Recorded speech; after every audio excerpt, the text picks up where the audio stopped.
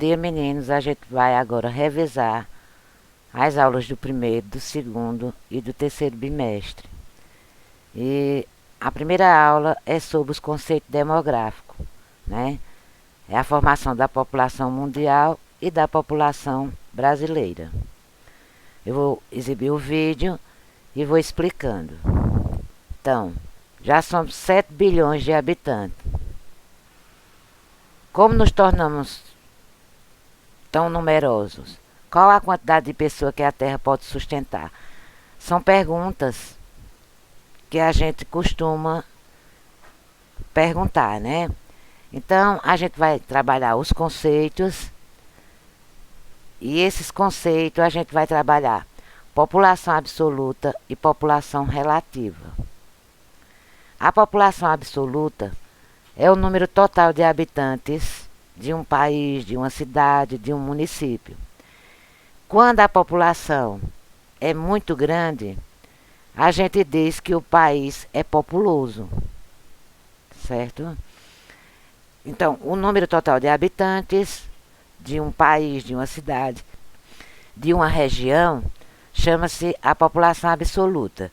E a população relativa é o número total de habitantes por quilômetro quadrado. Quando a população relativa, que também é chamada de densidade demográfica, é muito grande, a gente diz que o país é povoado. Então, população absoluta, populoso. População relativa, povoado. Certo? Então, como é que se encontra essa população relativa? Quando você divide o número de habitantes, ou seja, a população absoluta, pelo o território. Por exemplo, o Brasil. O Brasil tem a população absoluta dele, que é o número total de habitantes. Então, o Brasil é um país populoso. Só que o Brasil não é um país povoado, porque a população relativa do Brasil é pequena. Por o território ser muito grande, quando você divide a população absoluta pelo território, vai dar uma estimativa de 22,1 habitantes por quilômetro quadrado. Significa que um país, ele pode ser só populoso ou pode ser só povoado, certo? Então, e tem país que é populoso e povoado ao mesmo tempo. Agora, outros conceitos, a gente vai falar sobre superpopulação e superpovoamento. O que é uma superpopulação?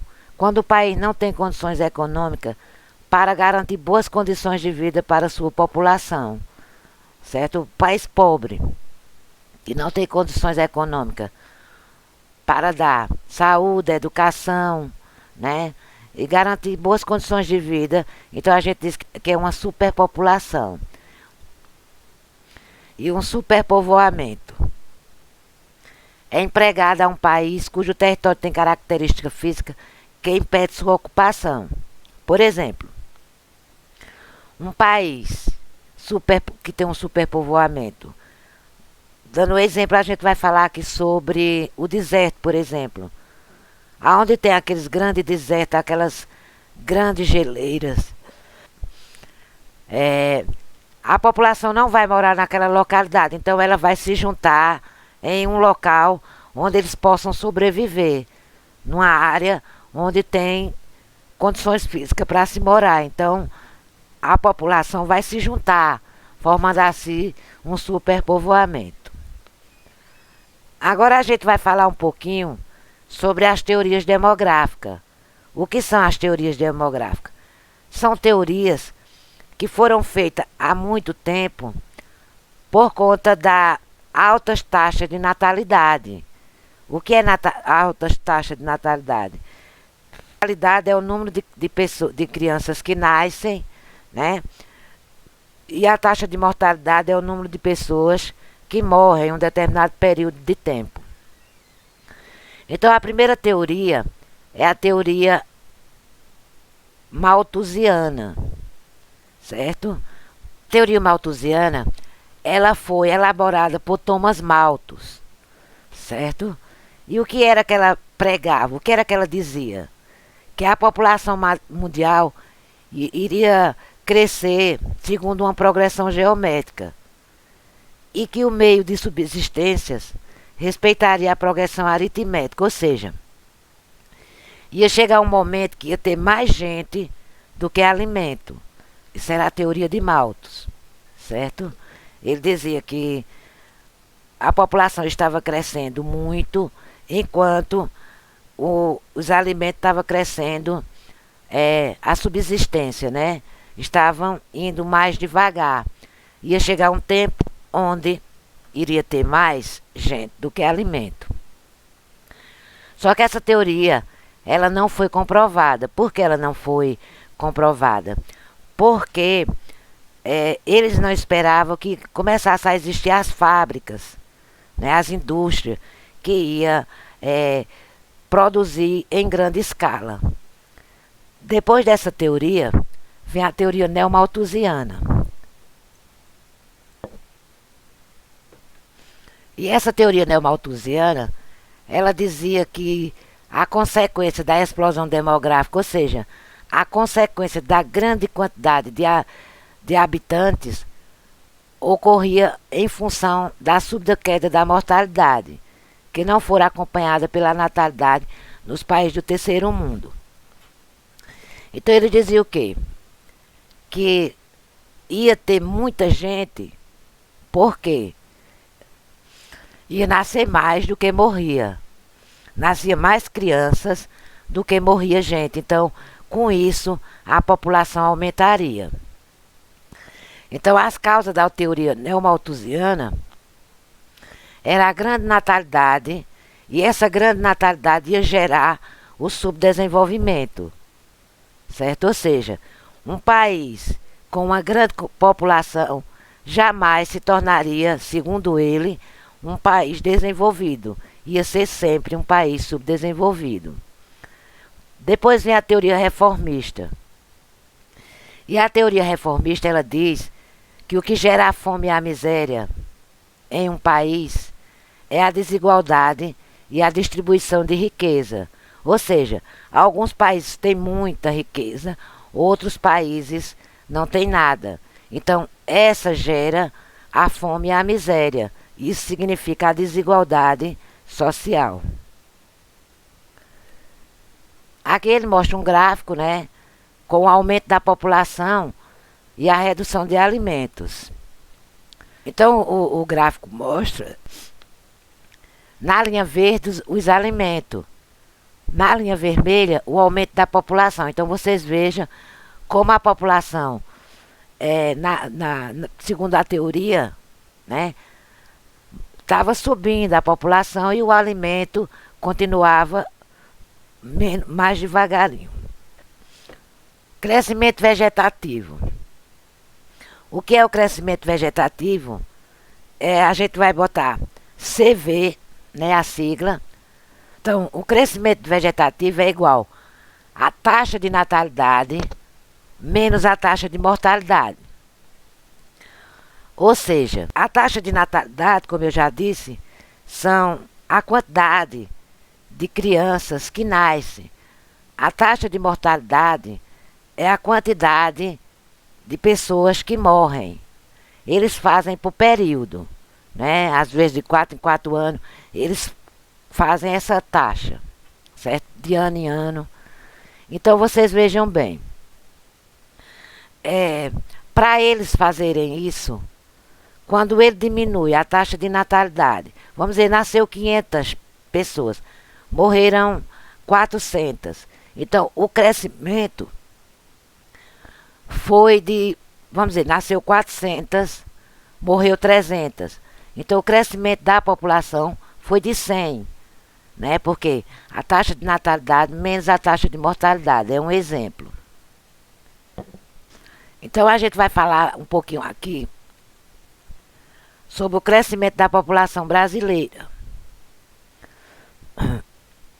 Então, o primeiro período, a gente vai falar, primeiro período, que foi de 1872 até 1940, né? Época da tradição de grandes famílias. Nessa época, nesse período, as famílias eram muito grandes, né? Os pais tinham 10, 8 filhos e assim ia, né?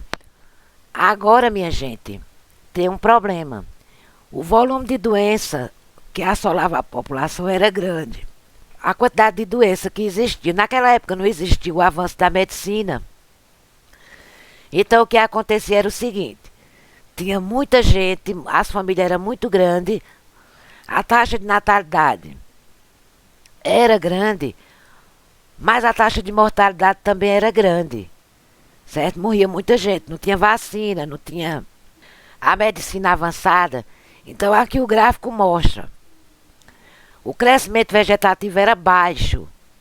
Por quê? Porque a taxa de natalidade era alta, mas a taxa de mortalidade também era alta. Então nascia muito, mas morria muito.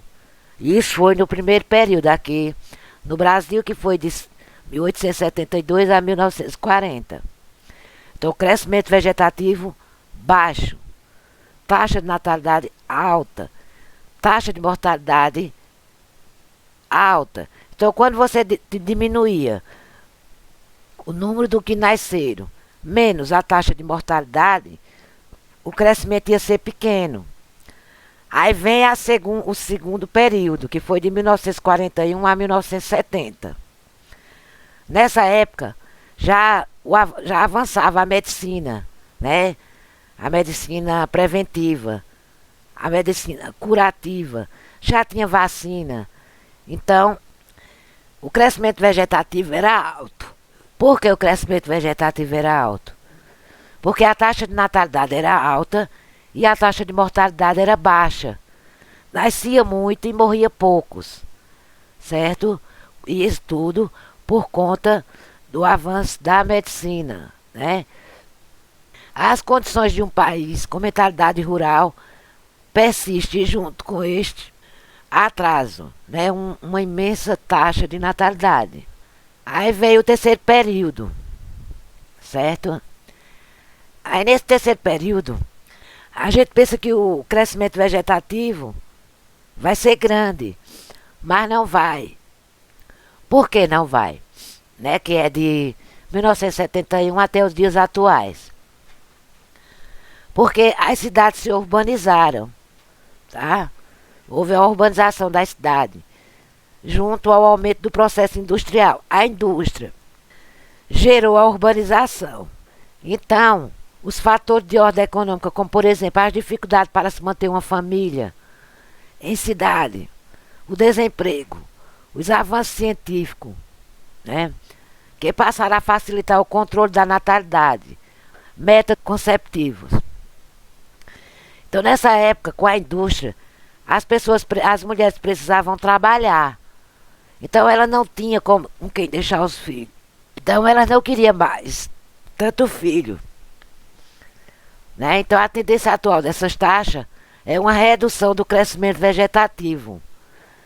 Né? Então, hoje, as mulheres não querem mais do que 2 filhos.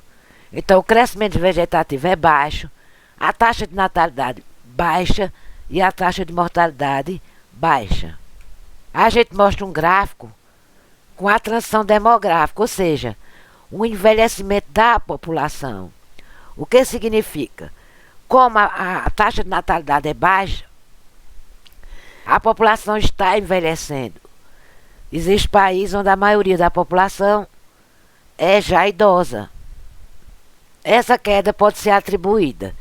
A queda da taxa de natalidade pode ser atribuída ao quê, por exemplo? Ao elevado custo de vida para uma família numerosa.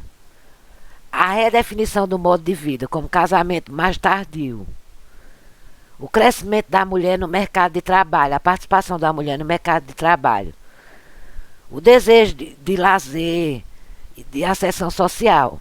A disseminação dos métodos anticoncepcionais. E a maior difusão dos meios de comunicação que ampliaram o acesso à informação. Aqui mostra um gráfico com a distribuição da mão de obra por gênero. Por exemplo, em 1950, 85,5% dos homens trabalhavam. Apenas, 14,5% das mulheres era quem trabalhava. Em 2000, 58% dos homens trabalham e 42% das mulheres trabalham.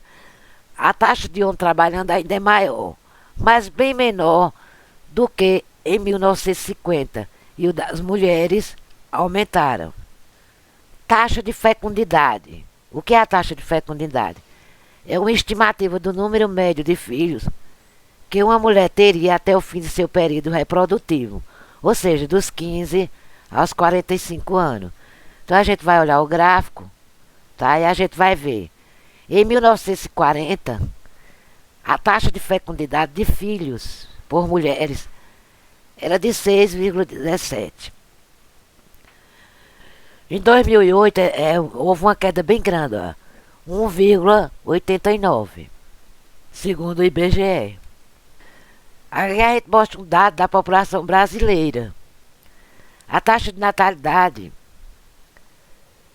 por 100 habitantes é de 0,09. A taxa de mortalidade por 1.000 habitantes é de 6,31. E a taxa de fecundidade, certo? O que? A quantidade de filhos é de 1,89.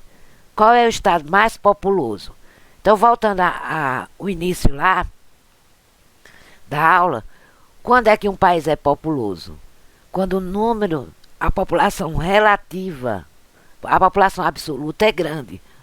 Ou seja, o número de habitantes é grande. Então, o estado mais populoso, que tem a maior população no Brasil, é São Paulo, certo? Depois Minas Gerais, Rio de Janeiro, Bahia e Rio Grande do Sul, tá? O estado menos populoso, que tem uma população absoluta pequena, Roraima, né? A capital mais populosa, é Palmas, São Paulo, certo? A proporção dos sexos, 99,6 homens a cada 100 mulheres. Aí a gente termina essa parte aqui e a gente vai tentar fazer uma revisão da outra aula. Bom, vamos agora continuar, né? E agora a gente vai falar um pouco sobre os movimentos populacionais.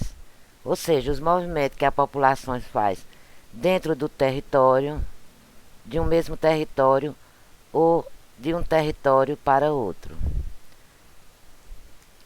Então, esses movimentos populacionais são chamados de migrações, né?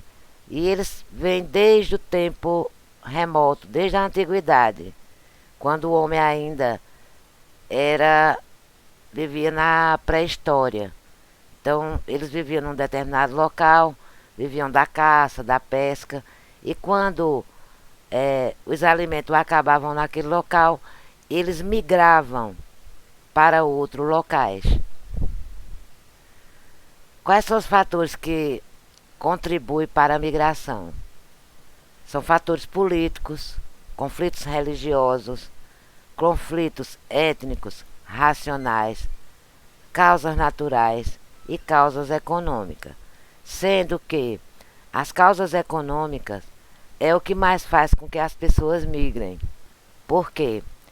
Porque as pessoas sempre procuram um local onde eles ganham mais dinheiro. E agora a gente trabalha um pouquinho sobre alguns tipos de migrações. As migrações definitivas é quando o migrante, a pessoa, sai de um lugar para outro, certo? E naquele local ela permanece permanentemente.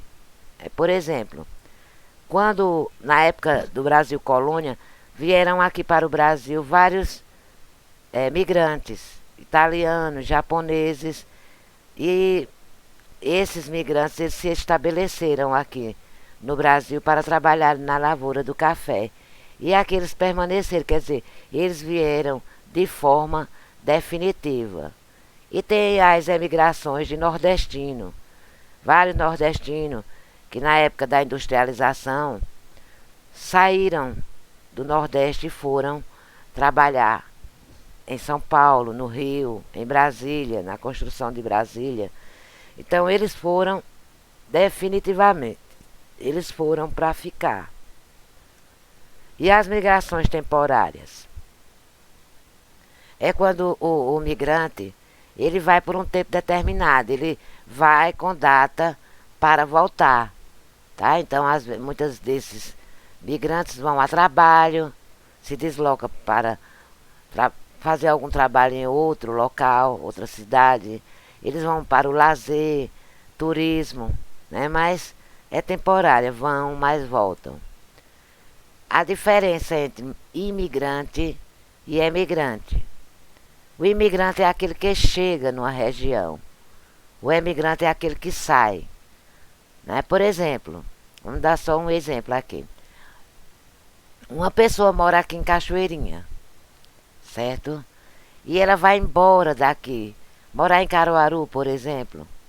Então essa pessoa aqui em Cachoeirinha, ela é uma imigrante. Lá em Caruaru ela chegou, ela passa a ser um imigrante. Aí como a gente viu ali lá anteriormente, os fatores que fazem com que as pessoas migrem, né? Esses fatores provocam a saída ou a chegada de pessoas numa determinada área. E a gente diz assim, que tem área que atrai as pessoas, área que tem emprego, área que oferece trabalho, área que oferece vários tipos de econômico, várias coisas econômicas. E essas áreas são atrativas para as pessoas procurarem emprego. Então essas áreas são chamadas ecúmenas. São aquelas que atraem as pessoas, certo? E tem áreas que não tem atrativo nenhum para as pessoas e expulsa aquelas pessoas de um determinado local. Então são chamadas de área anecúmena. Ecúmena é a área que atrai as pessoas, que tem emprego, certo? Que oferece faculdades. E anecúmena é aquela que expulsa, que não oferece nada. Então as pessoas tendem a sair em busca de vida melhor. Essa música aqui mostra que o Brasil é um país de imigrante, ou seja, que o brasileiro, ele imigrou muito, né? Depois não dá tempo pra gente trabalhar essa música, mas veja, só aqui no início. Meu pai era paulista, meu bisavô pernambucano, minha avó pernambucana, meu bisavó mineiro, meu tataravó baiano, meu maestro soberano. Então vocês vejam, só aqui dentro dessa primeira parte da música, vocês já viram que alguém migrou para São Paulo, para Pernambuco, e Minas e Bahia, né? Houve essa migração. Agora a gente vai falar um pouquinho das migrações de acordo com o deslocamento, né, que as pessoas fazem. De acordo com o deslocamento no espaço, as migrações podem ser internas ou nacionais, migração externas ou internacionais. As migrações internas ou nacionais é feita dentro do próprio país. Eu vou embora para São Paulo, então eu fiz uma migração interna, tá? É dentro do próprio país, né?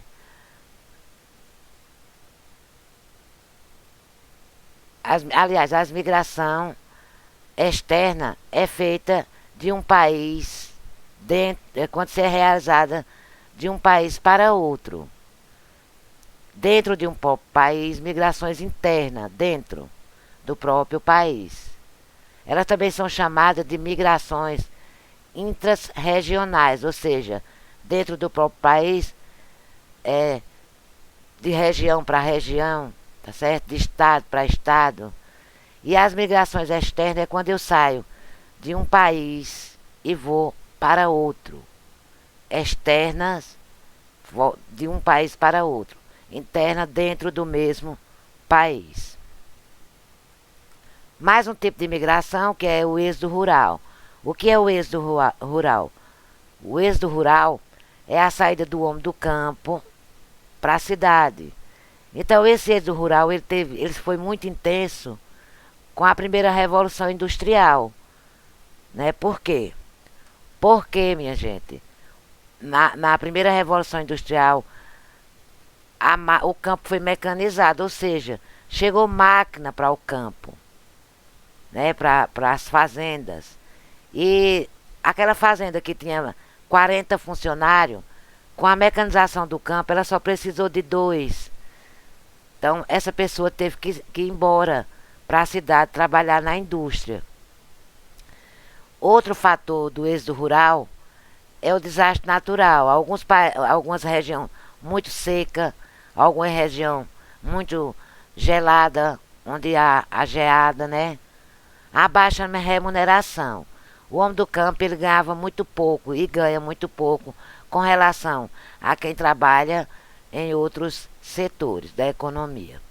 A falta de infraestrutura no campo e a qualidade de ensino, né, fizeram com que acontecesse o êxodo rural. Mas será que o êxodo rural ele só tem causas? Então todas as causas têm suas consequências. Então a primeira consequência do êxodo rural, uma das primeiras, foi a favelização. Por quê? Veja, quando surgiu a primeira indústria no Brasil, por exemplo, né, muitas pessoas saíram do campo para trabalhar na indústria. Só que as indústrias já estavam cheias de gente trabalhando. Então não tinha mais emprego. E era chegando mais pessoas chegando. Então essas pessoas não tinham onde morar. E a partir daí, elas começaram a ser empurradas do centro para a periferia, né? E lá, nos morros, elas começaram a construir seus barracos e formar as favelas. Com isso, aconteceu também o aumento do desemprego. Era muita gente chegando sem ter emprego, tá?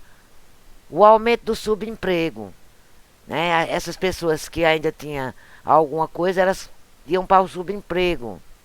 Elas iriam ser camelô, né? Iria trabalhar num posto. A perda de mão de obra no campo, né? Se o campo perdeu mão de obra, esse pessoal estava vindo para a cidade, né? E a marginalização. E isso são as consequências do êxodo rural com a primeira revolução industrial. Migração de retorno. O que é a migração de retorno? O migrante, né, ele deixou seu estado natal, foi embora do seu estado, da sua cidade. Passou muito tempo morando em outro estado e depois ele volta, né? E aí vale ressaltar aqui que Pernambuco, durante muito tempo, foi uma área anecúmena, ou seja, uma área que não atraía as pessoas, não tinha emprego. E hoje Pernambuco está se tornando uma área ecúmena. As pessoas estão voltando. Por quê? Porque ela está atraindo as pessoas. Migrações sazonais ou transumância, né? Outro tipo de migração. O que é a migração sazonal ou transumância? É muito interessante. É um tipo de migração onde o migrante vai e volta. Ou seja, é uma migração temporária. É por época. Por exemplo, o corte da cana-de-açúcar. Aqui em Pernambuco, vamos dar um exemplo. Né? Muita gente do Agreste, muita gente do Agreste sai né? Diz, eu vou pro sul cortar cana. Mas só vai na época do corte da cana e da moagem. Depois esse pessoal volta, né? Outro tipo é a colheita do café em São Paulo. Eles convidam muita gente e vários nordestinos vão para essa colheita do café, mas só vão naquele período. Raramente assim, de 6 meses, né? É por época, é por período da safra. O nomadismo. O que é o nomadismo? É o deslocamento de povos ou tribos em busca de alimentos e pastagem. Isso é mais nos desertos. As tribos saem do local que moram, e vão atrás de pastagem, né, atrás de alimento. Chama-se nomadismo. Migrações diárias ou pendular, certo? O que é isso? É uma migração que a pessoa faz diariamente. Ou seja, uma pessoa que mora em Cachoeirinha, mas trabalha em Caruaru. Então ela vai para Caruaru trabalhar e depois ela retorna para Cachoeirinha.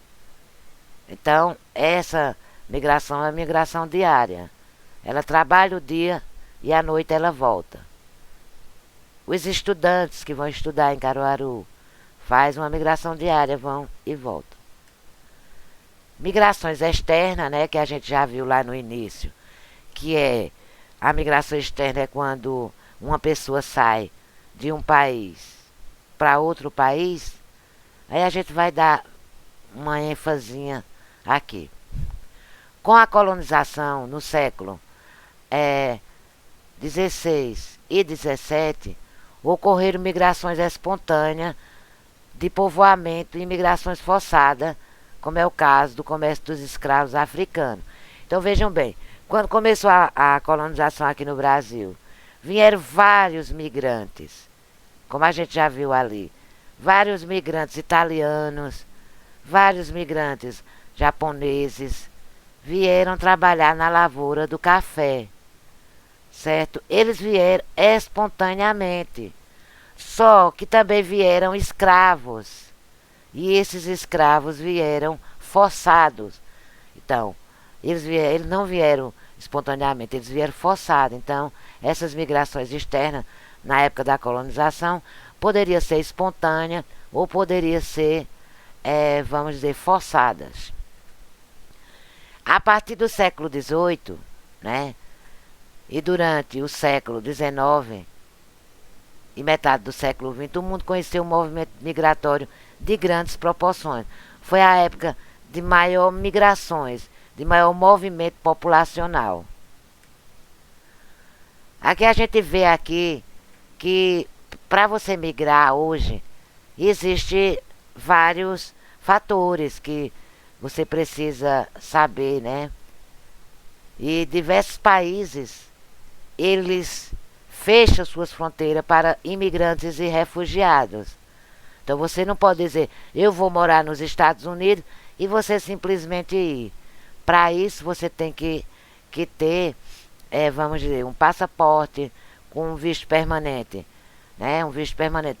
Para você ir com a data já da volta, você não pode ficar. Se você ficar lá depois da data do seu visto, você passa a ser um imigrante, vamos dizer, ilegal. A xenofobia, né? Vários imigrantes estão sofrendo muito nos países ricos por conta da xenofobia. O que é a xenofobia? É o ódio a estrangeiro. Tem pessoas de países ricos aí que não gostam dos migrantes estrangeiros, certo? Então, eles, comumente, essas pessoas são hostilizadas, são agredidas em territórios estrangeiros. E isso chama-se xenofobia. Desterritorialização. O que é? É quando, por causa de uma guerra, tá? Por causa de uma guerra, essas pessoas que moram no seu território são expulsas. Tem que sair, tem que correr por conta da guerra. Isso acontece muito na Ásia e na África. E quando isso acontece, essas pessoas são minoria, né? Elas procuram outros países para chamar de sua pátria. Nós temos aí na Síria mesmo um monte de gente refugiada, gente saindo das suas terras, das suas cidades, né, por conta da guerra, e procurando um outro local, um outro país, para chamar de seu. E são esses refugiados. A fuga dos cérebros, ou seja, a fuga de capital humano. Quem são esses capital humano? Né? São indivíduos com conhecimento muito bom, tem conhecimento técnicos, né? Tem conhecimento, vamos dizer, são pessoas super inteligentes, pessoas formadas com um patamar muito alto de formação. E essas pessoas, por causa de fatores como conflito étnicos, guerra civil e falta de oportunidade e risco à saúde, estabilidade política, eles saem daqueles países. E até pessoas, minha gente, que não são reconhecidas no seu país. Um cientista, por exemplo, ele não é bem assistido em um país. Então, outro país convida esse cientista para ganhar bem mais dinheiro e para ter, vamos dizer, mais dinheiro dentro da economia. Então, esse pessoal, eles vão, e esse cérebro, essas pessoas inteligentes, né? Sabe? Porque tem muitas aptidões técnicas. Como a gente diz assim, as consequências das migrações. A contribuição e a influência no processo de ocupação e povoamento, a distribuição geográfica da população e o próprio desenvolvimento econômico. Então, as consequências das migrações são essas. Eles contribuem e influenciam no processo de ocupação e povoamento, na distribuição geográfica, né? E no desenvolvimento econômico. Contribui também no processo de miscigenação étnica e na ampliação e difusão cultural entre os povos. Aí a gente vai voltando aqui um pouquinho. Essa fuga dos cérebros lá, das pessoas, vamos dizer, com aptidão técnica, científica, né? Então, aqui tem, quando a migração significa perda de trabalhadores adultos, qualificados, bem como de técnicos, cientistas de alto nível, o prejuízo para o país emigratório é grande. O que quer dizer? Que quando um país perde, né, um capital humano, um cérebro humano, daqueles cientista, técnico, para o país que perdeu, né? Para o país que perdeu, e é uma grande perca, muita perca mesmo para o país. Já para o país que recebeu essas pessoas, as vantagens econômicas são muito grandes para aquele país. Outra consequência também é que pode acarretar a mudança de costume. Então vamos dizer que o brasileiro vai morar em outro país. Então vai haver uma mudança de costume, né? Ter a concorrência da mão de obra local, problemas políticos, problemas ideológicos e até problemas raciais. As vantagens econômicas para o país que não possui condições de atender às necessidades básicas de sua população, tais como emprego, moradia, saúde e educação. E aqui a gente encerra. O exercício a gente vê na próxima aula. Ok? Tchau. Obrigado e um beijo.